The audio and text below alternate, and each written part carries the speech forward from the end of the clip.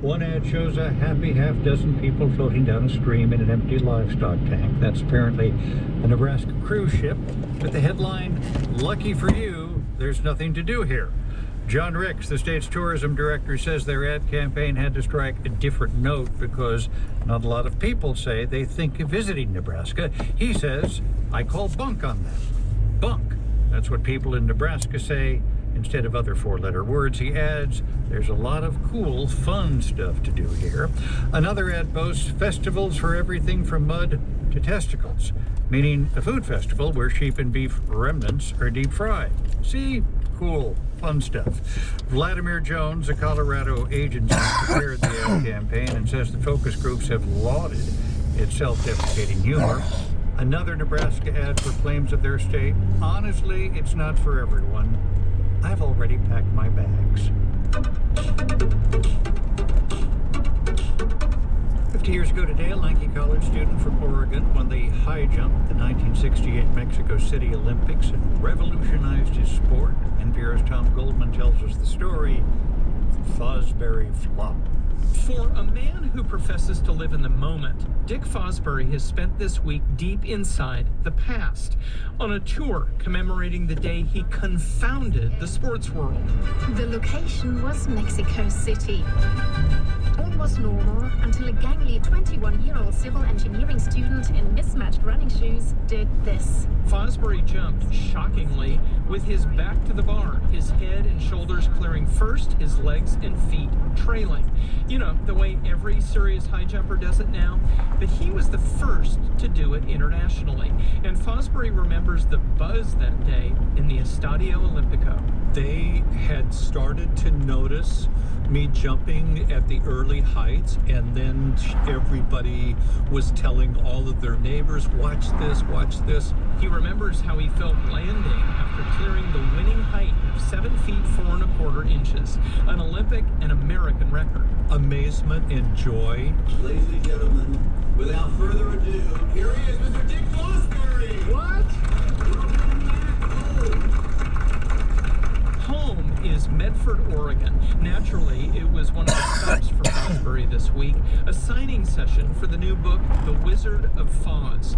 High school classmates and hometown admirers showed up, including 84-year-old Cece Garrett. She cheered him on in Mexico City. I'm thrilled to see you again. Yeah, thank you. Glad we're still here. I was one of the loudest voices when you made your I understand, and my mother nearly fainted. Gold medals make everything right because, frankly, it seemed a bit wrong to Garrett and others when Dick Fosbury started that cockamamie backwards jumping. I thought, this is really weird. And why wouldn't they think it was weird? Back then, high jumpers used two styles, both facing the bar. The jumper either hurdled the bar doing a scissor kick with the legs or rolled over the bar. Fosbury preferred the scissors, but in high school, it wasn't working. He was losing a lot. Then, at a track meet in 1963, something happened. Knowing he kept knocking off the bar with his rear end, his body responded instinctively during a jump. Bob Welch wrote The Wizard of Foz with Fosbury. Dick is fond of saying, I like to live in the moment, and that moment told him, lift up your hips, pal. Lifting his hips, leaning back farther, Fosbury soared higher with each jump. It was the start of a 2-year evolution that ultimately had Fosbury doing a full back layout over the bar, while other high jumpers leaned forward. When it all came to fruition in 1968, the flop seemed to be a perfect metaphor for that tumultuous time, says Bob Welch. I mean, Dick literally turned his back on the establishment. The reality is far more basic. His parents' divorce and younger brother's death left Fosbury desperately wanting to belong. He needed his track team. That was really a strong drive for me. First of all, stop losing, and second of all, to stay on the team. And if I was going to be different from everybody else, so be it. But that would be the way that I play the game. Ultimately, high jumpers everywhere played along. Here's the American record holder, Shante Lowe, at 198. All really fast there, and she's over, so she's the first to clear. When four-time Olympian Shante Lowe started high jumping in the late 1990s, she was scared of the flop. Flying backwards seemed dangerous and unnatural. Luckily, she says, her coach convinced her otherwise. I feel foolish looking back on it, thinking that I could jump higher using a scissor technique when the Fosbury flop has, it's allowed me to travel the world. Lowe met Dick Fosbury in 2012, a humble man, she remembers, who barely took credit for what he did for his sport. He does, however, take credit for his jump's name. He once saw a picture caption in the Medford newspaper describing him flopping over the bar, like a fish flops on dry land. So when people asked him, what do you call this thing? He started answering the Fosbury flop.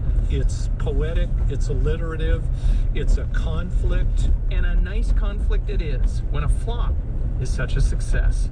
Tom Goldman, NPR News.